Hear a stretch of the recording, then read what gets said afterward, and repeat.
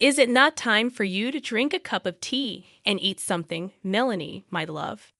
Directed the elderly woman to the young woman using rollers to curl her hair. The table nearby was covered in cosmetics. I'm too busy. I didn't cook anything, and I'll feed you later. There are cheese sandwiches over there if you'd like, Melanie said. They've gone bad. The elderly woman responded. I want to eat something, but I don't want them. For heaven's sake, go to your room. I'll bring tea for you. Just give me some space, angrily said Melanie. With a heavy sigh, the elderly woman leaned on her warm cane and went to her room. The phone rang while Melanie was still engaged in her task. Hello. Hey, Ellen. Hello, sweetheart. Once more, happy birthday, Melanie remarked. Thank you, Melanie. Are you able to arrive by 6? I'll be at the restaurant waiting for you. Come directly to Olympus, Ellen answered. Yes, I'll call a taxi, Melanie responded, her annoyance clearly evident. Hey, what's up with the tone of your voice? You're complaining like an old lady, and we're going to have fun, her pal said. Oh, don't make me think of elderly ladies. I can't get over my old lady, Melanie griped to her companion. I can't handle it any longer. Ellen said, Listen, she's nobody to you, is she? Why is she necessary for you? Let her leave. She must be sent to a nursing home or have some distant relatives. She is alone. She has never spoken to anyone, and she may have some distant relatives, but she doesn't know them. She is dangling over my neck then. Furthermore, how can I place her in a nursing home? She owns the house, not me. Because he was a moron, Charles didn't consider putting the house in his name. Melanie responded with disappointment. Now that I'd be the owner, I wouldn't have to deal with a 90-year-old woman. That's strange, responded Ellen. She is still living, but she no longer has a daughter or grandson. Hag of old. Hey, does she really come from a noble family? Melanie answered, Yes, Charles told me something like that, but who cares now? Yeah, you're right, Ellen concurred. However, it appears that your spouse has also made you a noblewoman. It's hilarious. You're practically a lady. Melanie let out a big laugh. All right, enough joking. Did you invite any of the males, please? My lady, every peasant will be at your feet. They'll all be taken, so don't be late. Don't worry, I won't be late, Melanie remarked, laughing once more. But peasants are not what I desire. For me, pick someone more respectable. For me, keep the finest one. By the way, Peter is someone I can suggest. As a lawyer, he handles a wide range of civil matters and transactions. He owns his own notary practice and is reportedly searching for a special someone. Super, Ellen, he's mine. I have no doubt about that, said Ellen and hung up. An hour later, Melanie left for the city in a taxi, not thinking about Mrs. Golder, who was lying on her couch in her little room, quietly crying from the homesickness, loneliness, and hopelessness in which she now lived. 2 weeks passed, and during all this time, Melanie couldn't figure out how to get rid of the annoying old woman and move to the city. She was unable to stand the village where her husband had brought her. Although he loved his grandmother too much, Melanie had other plans. Finally, she came up with an idea and posted an ad for selling the house everywhere. Mrs. Golder found out about it a few days later. All this time, Melanie cooked delicious lunches and dinners for her, fed her herself, and was generally very caring. And then one day, Melanie started talking about wanting to move to the city. How long can you live in this village? Let me find us a good place to live in the city. There are hospitals nearby, and the conditions are good. What do you need here for? Are you taking me with you? Of course. Where would we be without each other now? Charles was my husband and your grandson. His memory unites us. But Mrs. Golder, would you sign a power of attorney for me so I can handle this house as soon as possible and not bother you? Okay. The elderly woman nodded and put her signature where necessary. Homes don't sell quickly, Melanie said. Of course, we'll have to wait. But she didn't mention that she had already found a buyer and that the deal should be finalized soon. However, The buyer was surprised to hear Melanie's answer when she asked why the house was sold so cheaply. It's simple. Mrs. Golder is my late husband's grandmother and the only one left from his family. It seems like God has forgotten about her. I want to live in the city and build my personal life. I don't want to drag an old woman with me. And it's good for you too. She hardly ever leaves her room, so if you'll give her some soup, you won't lose the deal. And when she dies, the whole house will be yours. I'm not trying to convince you. You're not the first one to call me, which means I'll sell it for sure. No, I don't mind. I don't mind the old lady living here. It's just kind of unusual.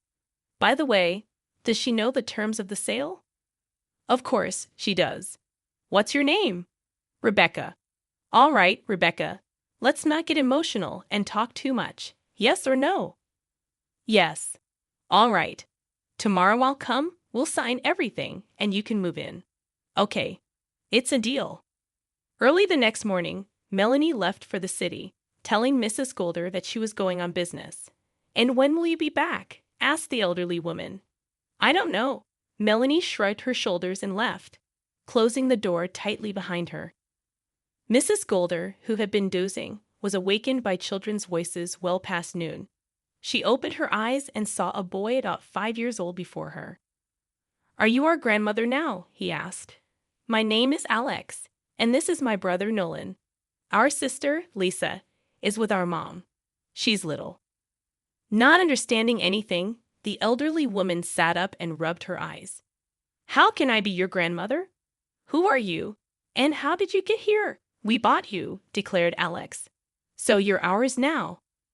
At that time, a woman in her 30s appeared in the doorway, holding a little sleeping girl in her arms.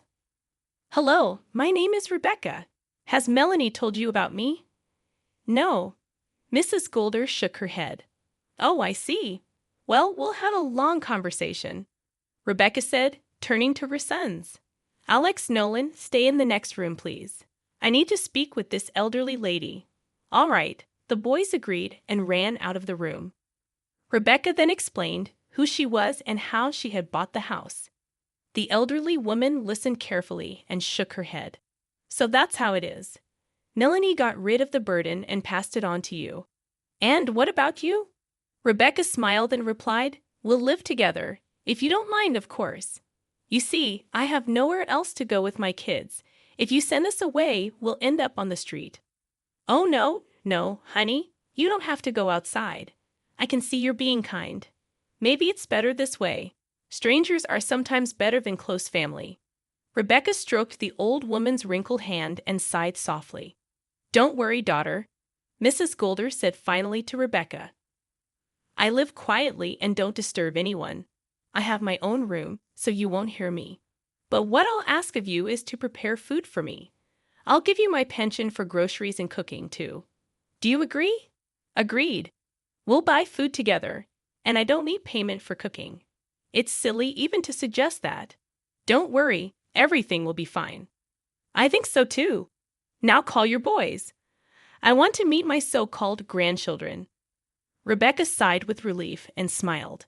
It seemed she would be getting along just fine with this grandmother. And so it turned out. The quiet and modest old lady quickly became dear to Rebecca. They often talked for a long time, Rebecca telling her about herself, and Mrs. Golder sharing stories of her long and difficult life. I am, after all, a hereditary noblewoman, but our family became poor. My father crossed the ocean to try his luck here. We didn't get rich, but we lived well. Now, I'm the last one in our line. God gave me only one son, and he also had only one son. Unfortunately, it so happened that my son, his wife, and my grandson, Charles, all went to the other world one by one. Charles's wife, Melanie, was pregnant with his child when he passed away. However, when she found out she was a widow, she got rid of it. I cried and reproached her. But she told me she did not want to tie herself down with a child. Can you imagine? And so, my family line was interrupted. That's fake, Grandma. I gave birth to my own children and never gave up on any of them. But my husband left me. He didn't need us anymore. He found a new girlfriend. But God judges them. Rebecca said, shaking her head. We'll live without them, won't we, Mrs. Golder? Of course, my dear. God grant you health and happiness. Your kindness will be repaid, and I will pray for you. I'm sure happiness will find you. One day, Rebecca's eldest son came home with a little girl who was crying while clutching a torn frill of her dress and holding her little puppy. What happened? Rebecca asked, surprised by the unexpected guest.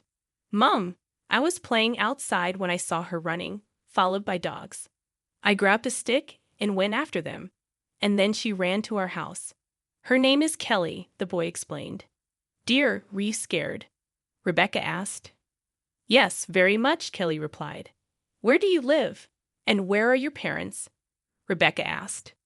I live with my dad. His name is Douglas. He's a farmer. My mom is not here. Dad went out on business. I was playing with Leo, and he ran out onto the street, the girl explained while wiping her tears. Then the dogs attacked him.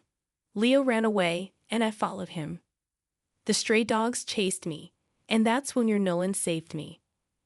Rebecca smiled and said, Well done, son. And now, Kelly, let me give you something to change into. You can go to the kitchen and have lunch. I just made meatballs and pilaf. I'll take care of your dress so your dad won't scold you. Thank you. Can we feed Leo? Asked Kelly. Of course, replied the woman. 10 minutes later, Rebecca took care of the dress and hurried to the old woman's room. Mrs. Golder, do you know where Douglas the farmer lives? She asked. Of course I know. He lives on the next street around the corner. He has a red brick house. What happened? The elderly woman asked. Rebecca explained, and Mrs. Golder shook her head.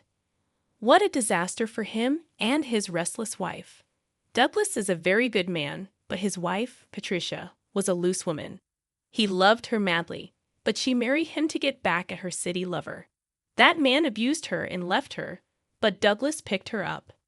He put up with all her whims, and when she got pregnant and gave birth to his daughter, he was over the moon with happiness, but not for long. Patricia ran away with her ex-boyfriend to the city, leaving her husband and daughter behind. She left a note, and that was it. No shame, no conscience. What a nightmare! Rebecca was horrified. Then she asked, How do you know all this? My dear, we live in a village, and everyone knows everything about each other here. My grandson's wife, Melanie, was the first gossip. She knew everything. That's how I heard, Mrs. Golder replied. After that conversation, Rebecca checked on the children in the kitchen, saw that they were calmly having lunch, and hurried outside to find Douglas and tell him his daughter was safe. She did it just in time, because as soon as she turned the corner, she ran into a man running down the street. Are you Douglas? Rebecca called out to him. Yes. Hello, I'm Rebecca, your neighbor. Kelly is with us. Don't worry, everything is fine with her. Rebecca hurried to reassure him and explained how his daughter ended up in her house. Let's go to our house, have some tea, and then you can take your daughter home. Thank you, Rebecca. I never leave her alone, but they called me from the office to sign some documents urgently. The neighbor who sometimes watches her was not at home, so I thought that if she played in the yard alone for 10 minutes, nothing would happen, and I was wrong. It happens. I have 3 children, so I know how difficult it is to keep an eye on them. So, are we going to have some tea? Do you have a minute? It's a bit inconvenient, Douglas said. Stop it, Rebecca smiled. By the way, my boys seem to have made friends with your daughter, so if you ever need anything, you can bring her to us. I'm a teacher by profession, used to dealing with children, and with my 3, one more or less won't make a difference. Douglas laughed. Well, if that's the case. After becoming friends, Rebecca and Douglas spent a lot of time together and eventually decided to get married. Their strong and friendly family led a happy life that was the envy of the village. Several years passed. Mrs. Golder became bedridden, and Rebecca became her primary caregiver. Rebecca cared for her as if she were her own grandmother, but she could give her nothing but care.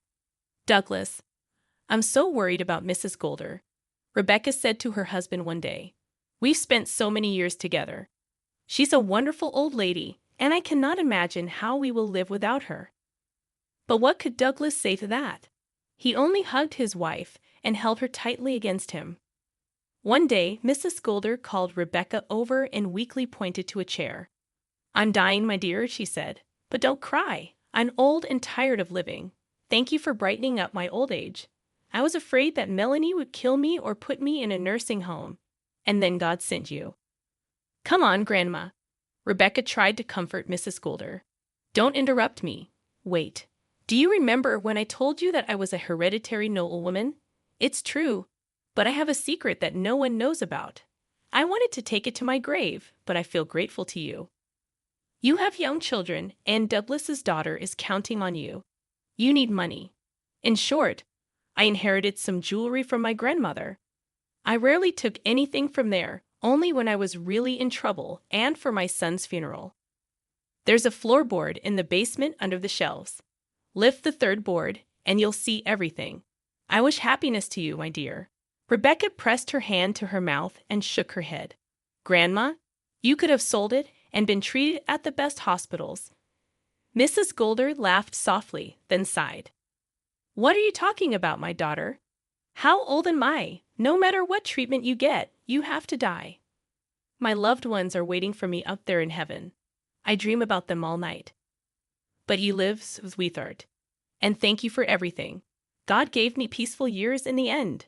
Now please go and call for Reverend Smith. He promised to come when I needed him." On that same night, Mrs. Scudder passed away. Rebecca and Douglas gave the old woman a worthy funeral, organizing everything properly. They then stood by the fresh grave for a long time, thinking about the strange human fate that brings together and separates completely unfamiliar people, making them family. Rebecca didn't immediately decide to tell Douglas about the secret that Mrs. Scudder had entrusted to her. "I don't know if this can be true." She finished her story and looked at her husband. "You know, I'm scared for some reason. I would say it's unusual. I never thought I would be lucky enough to see a real treasure with my own eyes. Let's go, let's see." And Mrs. Scudder didn't deceive them. Precious stones and jewelry shimmered with unreal sparkles in the flashlight's light. "What are we going to do now?" Rebecca pressed her palm to her lips in panic. "Yeah, we'll have to think." Douglas nodded and smiled. "Thank you, Grandma. She left a royal gift for us. Who would have thought?" Rebecca nodded and hugged her husband, unable to hold back her tears. Meanwhile, Melanie was living in the city in her own apartment, which she bought with the money from the sale of Mrs. Scudder's house. She didn't remember the elderly woman at all and thought only about how to marry Peter. At first, he promised her this often, but lately, they had been seeing each other less and less, which couldn't help but worry her. True, he invited her to a restaurant in the evening. Maybe she finally won, and he would propose to her. Another chance for happiness was unlikely to come to her, so she needed to hold on to this one with all her might. Melanie approached the mirror and looked at her reflection for a long time, touching the wrinkles around her eyes and the corners of her mouth. Then she took out her best outfit and began to get ready. 2 hours later, she was already sitting at the table, waiting for Peter to say something to her. She lifted the glass to her lips and took a few sips, then put it aside and closely looked at Peter. She couldn't bring herself to start the conversation that was bothering her, and Peter calmly ate his dinner, paying no attention to her. "Peter," she finally couldn't take it anymore. "Did you invite me to the restaurant to be silent?" "No, to have dinner. By the way, why aren't you eating anything?" "I don't feel like it." Well, okay. You know, I heard an interesting story today. A woman sold a house along with the old lady who lived there. She deceived the woman, signed some papers, and so to speak, went to the auction with her house. And what? Melanie turned pale. Nothing. I was just amazed by such an act. I know that many people, when they move, abandon their cats and dogs, not wanting to take them with them. And the pets sit and wait for these traders for years. But those are pets. And this is a person, alive, sane, and understanding everything. Can you imagine what it would be like to be in that old woman's place? A vile act, isn't it? Why are you telling me this? Melanie asked. I saw the documents and I saw your signature. How could you sink so low, Melanie? And I was going to propose to you, Peter said. Tears welled up in Melanie's eyes. The poor elderly woman turned out to have a secret. She had been keeping a box of jewelry her whole life and gave it to the woman who bought her house and had been taking care of her all this time. You know, a very huge sum came out of it. My friend helped sell the jewelry so that everything was official. Collectors took some things. Melanie's eyes dried up instantly. It can't be.